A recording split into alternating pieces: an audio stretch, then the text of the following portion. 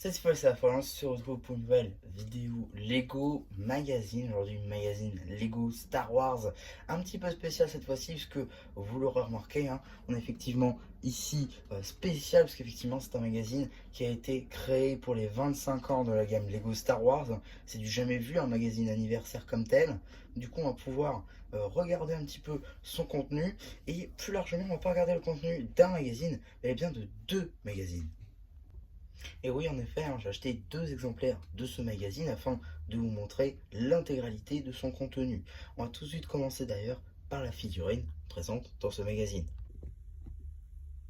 Et donc ici, nous avons la figurine de Dark Vador, présente donc dans ce magazine. Mais ce n'est pas le seul endroit où on peut la trouver, hein. Effectivement, cette figurine dans cette configuration exactement est disponible dans la salle du trône de l'empereur, mais également dans son mecha.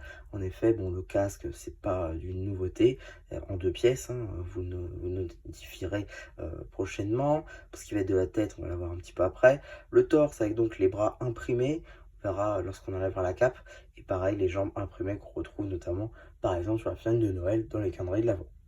Si on lui retire la cape, on va pouvoir ici voir les bras imprimés, hein, c'est le même des deux côtés. Il est magnifique. On va avoir aussi le droit, donc, à une impression dans le dos, que l'on verra mieux sans le casque. Avec donc, vous le voyez aussi, bien des petites impressions à l'arrière de la tête. Évidemment, l'impression à l'avant avec ce visage d'Anakin Skywalker, vraiment achevé. Et en termes d'accessoires, un sabre laser à lame rouge. Maintenant, les cartes. Et donc ici, vous avez la carte en édition limitée de Dark Vador, donc la LE1, qui s'inscrit dans la série de cartes actuelles Lego Star Wars édition Jubilé, nouveauté 2024. Et c'est en fait le nom français pour les cartes de la série 25, pour la série sortie donc pour les 25 ans de Lego Star Wars. On l'a vu en Allemagne, si vous ne l'avez pas vu, hein, ils ont eu une nouvelle série de cartes Lego Star Wars 25 ans avec des éco-blisters, des multipacks. Et nous, on n'a pas encore vu la couleur, mais je pense que ces cartes-là seront le début d'une nouvelle série qui se lancera cette année. A noter que cette carte est disponible avec la boîte rectangulaire. Ici, vous avez la carte édition limitée du Stormtrooper, la carte numéro LE2, elle aussi qui s'inscrit dans la série de cartes collection Lego Star Wars édition Jubilé, donc nouveauté 2024. Elle aussi peut être trouvable dans ce magazine, mais cette fois-ci avec la carte de la tête de Dark Vador. Et maintenant, on va pouvoir regarder un petit peu les boîtes en elles-mêmes.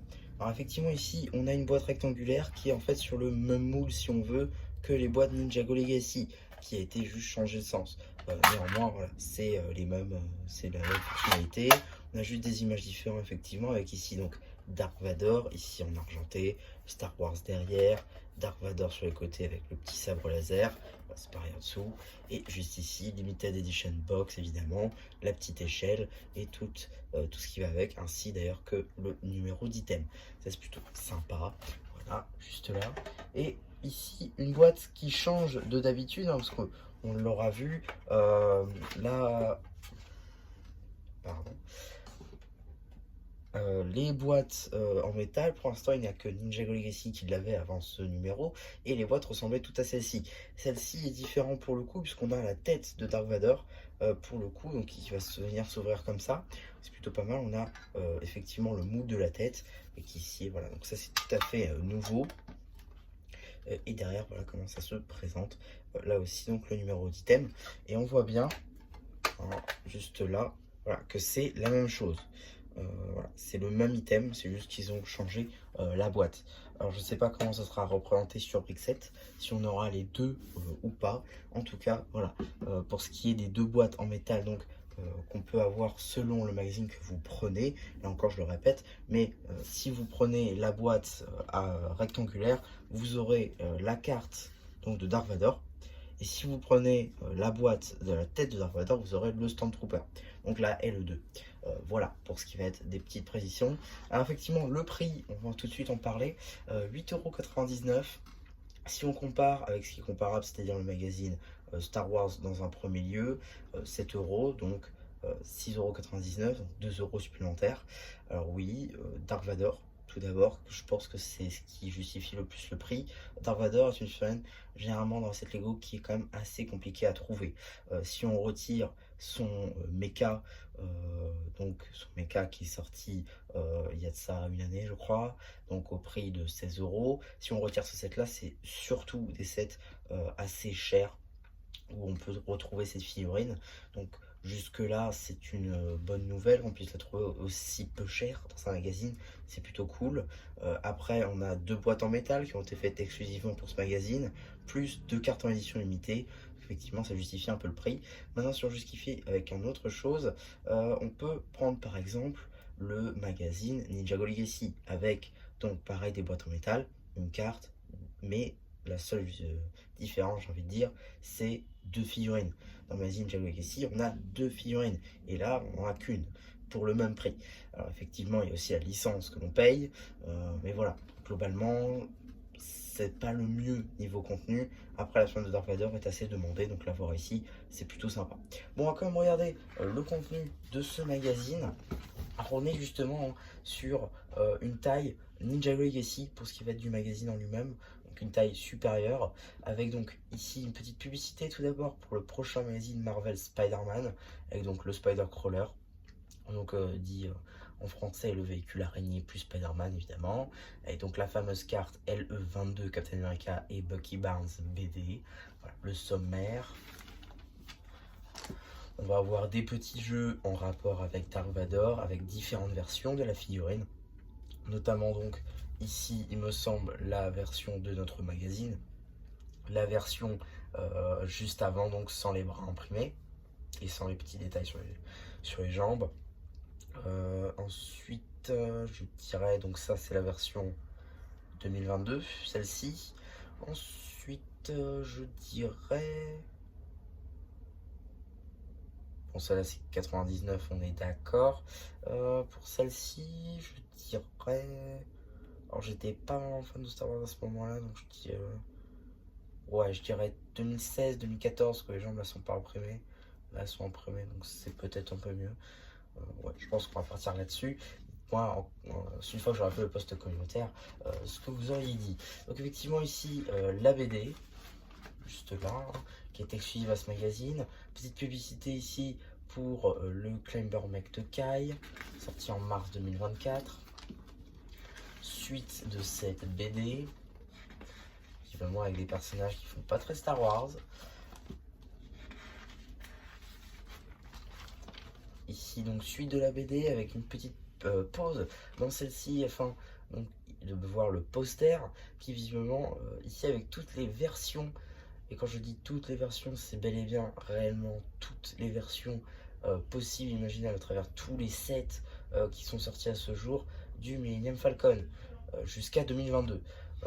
C'est plutôt sympa avec donc notamment on verra ici la version UCS, la version donc UCS qui est juste là, la version pour le 9e film, ça doit être un polybag ou un magazine, Microfighter peut-être pour celui-ci, calendrier de l'avant, je crois cette version, calendrier de l'avant, Microfighter, ici un fameux poster. Aujourd'hui, je suis le maître de Dark Vador, donc notre figurine de ce magazine. Plutôt sympa d'ailleurs ce petit poster. Et ici donc d'autres versions, avec notamment la toute première, sortie en 2000, 2003, 2004, 2007, 2009, 2011. Voilà, encore une autre version ici juste là. Voilà, franchement plutôt sympathique ce genre de poster anniversaire rétrospective, c'est plutôt sympa, il faut avouer. L'abonnement qui visiblement prend en compte ce magazine. Ça, ils en mettent de plus en plus dans le magazine, je trouve ça assez cool. C'est des pages interviews, entre autres, de designers, notamment dans le magazine Ninjago, c'était les cartes. Là, visiblement, c'est designer de 7 Star Wars, donc c'est plutôt sympa. Celui-là, je connais pas, je pense qu'ils auraient pu nous mettre Hans, qui a fait un tollé lors de la canonnière, évidemment, UCS. Voilà. Suite donc de la BD juste ici, avec visiblement une statue en honneur de Dark Vador. fin de cette BD avec ici un petit jeu qui reprend un set de 99, de 42 pièces qui vaut aujourd'hui très très cher, avec donc King Jong, je crois c'est ça. Je sais plus exactement son nom, en tout cas joué par Liam Neeson, et ici donc Dark Maul. Ensuite, une review papier ici du R2D2, review que je dois toujours vous sortir d'ailleurs, donc dernière version en date, qui ira très bien avec le C3PO, qui sort en août prochain. Ici, une image d'ailleurs sortie du trailer de Lego Star Wars, la saga Skywalker. Donc ça c'est plutôt sympa. On a ensuite un petit jeu avec toutes les timelines, j'ai envie de dire, toutes les trilogies de Star Wars en passant par Ahsoka, le Mandalorian, Anakin, Poe Dameron, Luke, Dark Vader évidemment.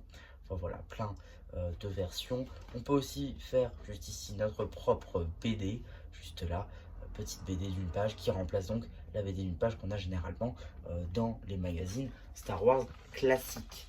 On peut évidemment voir les publicités dans ce magazine, avec notamment le prochain magazine Lego Star Wars qui sort donc le 31 juillet. Alors donc, j'ai juste une petite question par rapport à ce magazine. C'est pas normal. Pourquoi est-ce qu'on a la LE3 de l'édition Jubilé? Parce que oui, si vous savez, hein, je l'ai dit lors des cartes, c'est une nouvelle série. C'est la LE1 et la LE2. C'est une nouvelle série sortie pour les 25 ans donc, de Lego Star Wars comme ce magazine. Ça paraît logique qu'on ait ici la LE1 et la LE2.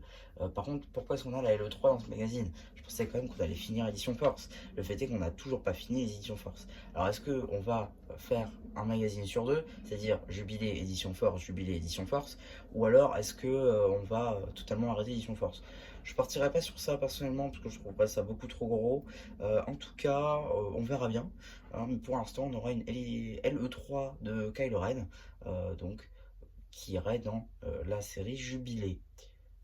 Donc, effectivement, on a aussi une publicité pour le magazine Lego Minecraft de juillet. Et là encore, j'ai une petite interrogation. J'ai peur que ce magazine sorte avant le numéro de juin. Parce que oui, au moment où vous voyez cette vidéo, on est donc au moment où je tourne le 3 juillet, je pense que je vais le sortir demain. Mais le problème étant que le magazine de juin Minecraft n'est toujours pas sorti. Il nous fait déjà la publicité pour le 12 juillet, donc le magazine de juillet. Est-ce qu'on me sortira le magazine de juin et de juillet en même temps? Je trouverais ça un peu bizarre. Même je trouve celui de juillet, je sors un peu trop tôt. Non, je pense qu'il y a un réel problème par contre là-dessus. Ce magazine là déjà Star Wars devait sortir un peu plus tôt et il n'est pas sorti plus tôt. Voilà, donc déjà il y a un petit problème là-dessus.